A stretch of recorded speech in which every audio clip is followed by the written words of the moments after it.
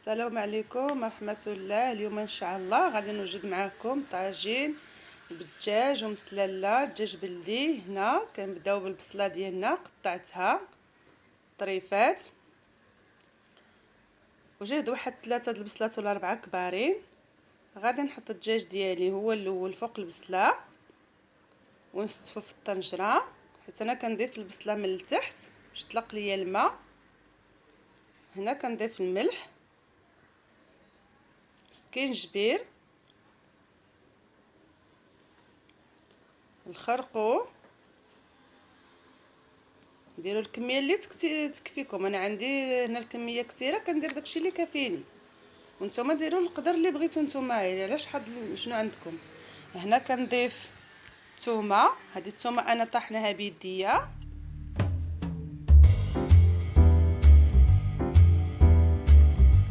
غادي نضيف شويه ديال الابزار، ما تكثروش في الابزار باش ما يجيكمش حار، حيت انا ديما ما كنكثرش ملي كندير السكينجبير والخرقوم، ما كنكثرش في الابزار.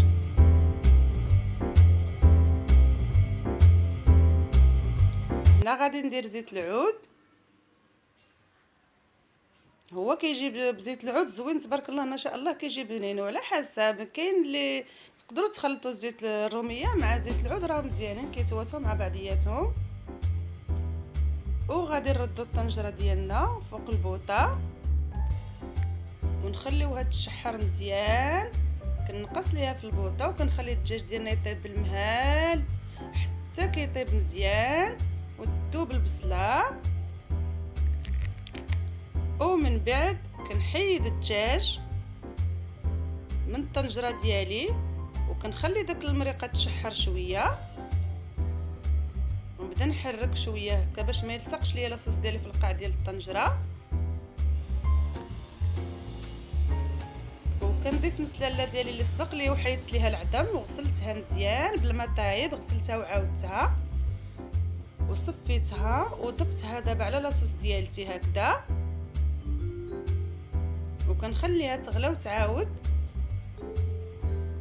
انا سبق لي البنات ودرت الحامض مسير، راني ما قلتهاش ليكم، ولكن كنديرو حتى الاخر في الدجاج باش ما كيطلقش ليا الملحه بزاف.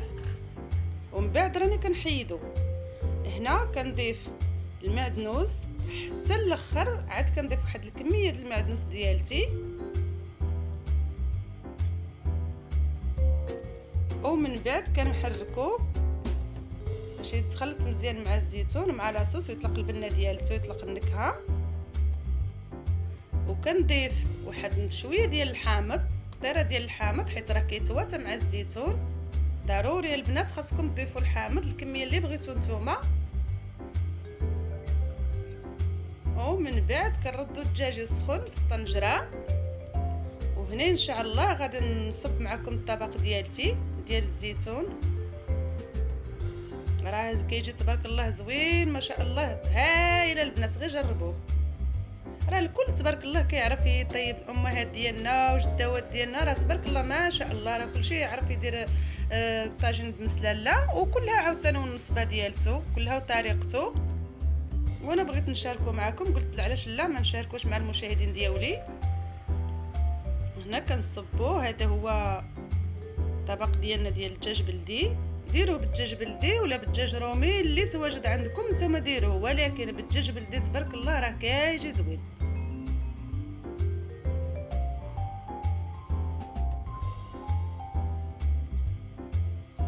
انا زوقته بالحامض ديالتي مسير، حيت اللي سبق لي وحيدته من فوق الطنجره باش ما كيطلقش ليا الملحه بزاف في لاصوص ديالتي.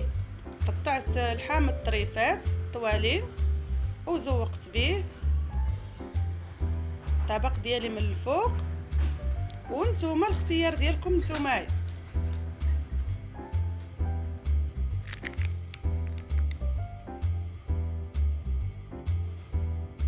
هذا هو الطبق ديالنا ديال الدجاج بلدي بمسلاله.